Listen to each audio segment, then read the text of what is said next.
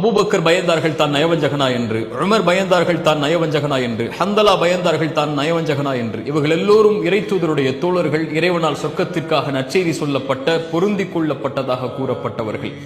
இவர்களே தங்களுடைய ஈமானை தாழ்வாக பார்த்தார்கள். ஆனால் நாம் எந்த நற்செய்தியும் நமக்கு கிடையாது, எந்த அங்கீகாரமும் கிடையாது. நாம் நம்முடைய ஈமானை எப்படி பார்க்கிறோம்? இன்று மரணித்தால் சொர்க்கம் செல்வதைப் போல நாம் கருதுகிறோம். நம்மிடத்திலே முறையான தொழுகை கிடையாது, நம்மிடத்திலே முறையான ருக்கு, அந்த ருக்கு எல்லாம் ருக்குவே கிடையாது, சுஜூத் எல்லாம் சுஜூதே கிடையாது.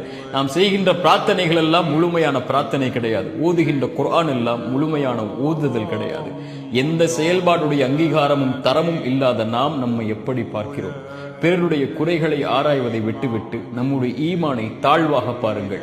திருமறை சொல்லுகிறது, உங்களை நீங்கள் பரிசுத்தப்படுத்திக் கொள்ளாதீர்கள், இறைவன் தான் அறிந்தவன் உங்களில் யார் அவனை அதிகமாக பயப்படக்கூடியவர்கள் என்று.